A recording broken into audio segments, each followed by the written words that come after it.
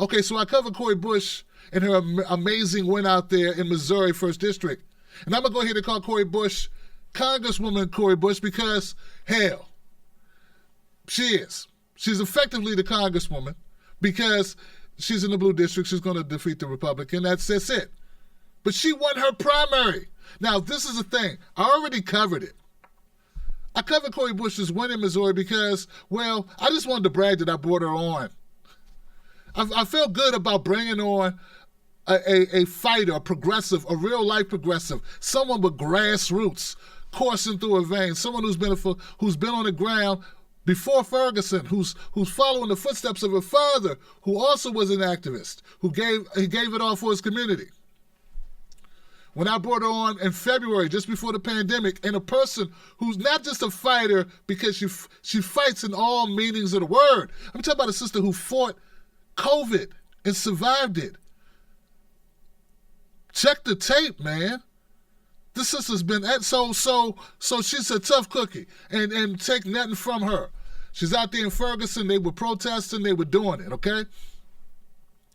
I just like the fact that we got behind people early.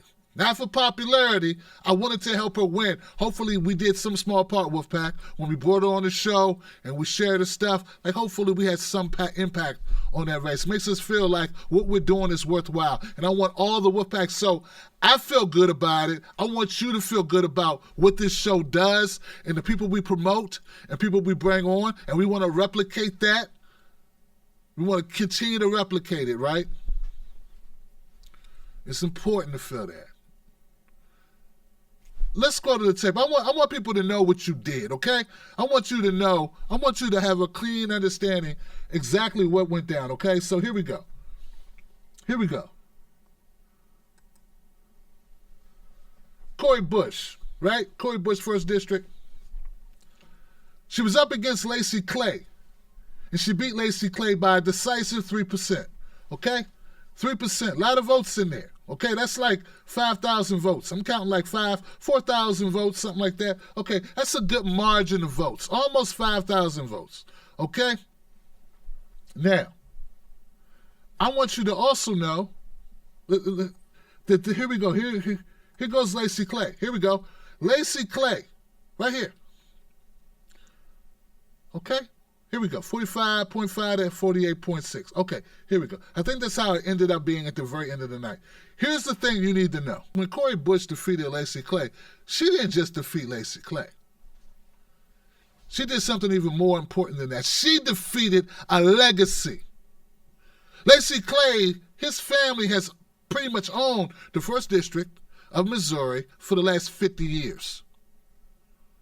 It's like a you know that word nepotism where you just, I'm gonna give my son this, and my son will carry on in my footsteps, and you know that, and then what will give his son bequeath, I bestoweth on the grandchild, the Lord of my loins. So they just keep handing it off to people. The Clays were so entrenched in Missouri that they were like a dynasty to a certain extent. Okay. That's right, Sue Ellen. So Cori Bush pulling this off is not just about Clay. It's about Bush, but it's not just about Bush. It's about the changing of the guard. It's about a new day in Missouri. It's about that change we be talking about, which is not superficial change. It's fundamental, real grassroots change of the people rising up and saying, we want something different. Cori Bush ran on defunding police, ending police brutality, ending mass incarceration, fighting poverty, fighting environmental justice, Green New Deal, Medicare for all, right? All that. Look, she ran on the tenets of progressivism that we aspire to, that we proclaim, that we talk about on this show. She lost. No, check this. Get the full picture. She lost last cycle to Clay. Did she change what she believed in to benefit donors so she could raise a bunch of corporate money? No, she didn't, because she didn't take corporate money. Did she change her tenor Like, did she give up on Medicare for all because, she wanted to free Clay, get a comfy job? She wanted to go ahead and just throw the baby out with the bathwater on Medicare for all? No, she didn't. She didn't. She got back out there. She got in the streets. She did. I don't know how she contracted COVID-19. She may have contracted it out in the streets campaigning, out in the streets fighting with the people, fighting for the people, campaigning. I don't know where Clay was. So I want people to understand the significance of this win. Not just because we progressives, but because of what the people decided. The people not only chose Cori Bush, Congresswoman Cori Bush, they chose Medicare for all. Listen. The Bush victory came on the same night that Missouri voters decided to expand Medicaid eligibility.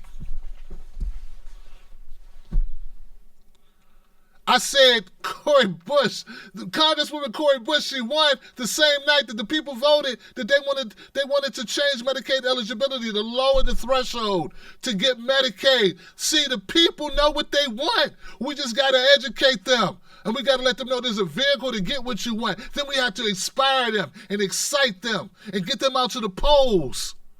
And that's how she won it. That's how it was done. And if I sound like I'm passionate about it, it's because I am, Johnson. This ain't just so you to watch me.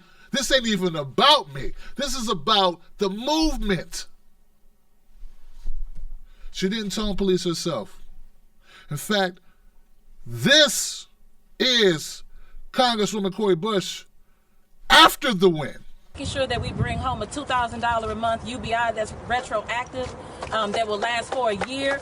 But that $2,000 a month, this is for COVID-19 relief, that $2,000 a month does not mean take money away from social programs that we have right now. We have to put more money into that, but then also a reinvestment in our school system, taking that money that was taken out of the federal education system and put into private prisons, defund that. That's right. She's not toning it down after she win. She's turning it up, Johnson. The other way, turning it up. So this is inspirational for a lot of reasons I just explained, but it's important. It's important. We need to be invigorated. We need to know what's possible. Cori Bush joins AOC. She joins Jamal Brown. She joins the others who have the other progressives. She joins Ilhan Omar. She joins Rashida Tlaib, Pramila Jayapal. She joins the squad. We got a couple other progressive candidates. I don't want everybody. I want us all to be excited about Congresswoman Cori Bush, but I want us all to recognize there are others. There's Jen Perlman trying to take the seat of Debbie Wasserman Schultz. We need to get that done, right? That needs to happen, Johnson. We need to make that happen. We got Paula Jean Swearingen. She's going up against Capito in West Virginia. We need to support Paula Jean. Progressive in the Senate. Ilhan Omar, we need to go ahead and we need to do what we need to do to make sure she stays. We need her there. Not just because she has a great speaking voice, not just because she's really cool, but because the policies that she points out, that she pushes. We need that as a country. We need that for children that live in this country, children that live in other countries around the world. That's why we do it. There's so many candidates that we need to get behind that are progressive. Cori Bush knocking off a dynasty. Jamal, he knocked off, what was it, Ingle? Isn't Ingle like a dynasty, 16 years? That's a long time.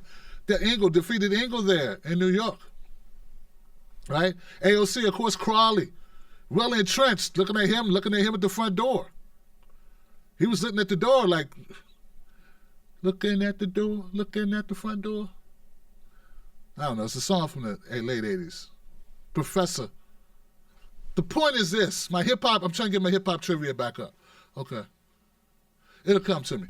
The point is this, guys.